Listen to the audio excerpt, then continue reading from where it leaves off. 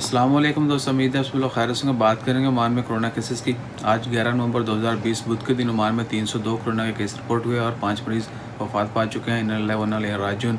Oman में corona cases की कुल तादाद 1,19,186 हो चुकी है, जबकि सेहतियाब होने वालों की कुल तादाद 1,09,633 है और वफात पाने वालों की कुल तादाद 1,321 है।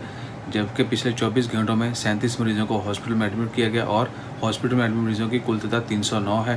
134 मरीज अभी तक आईसीयू में हैं। तमाम मरीजों की सेहतियाबी के लिए दुआ करें।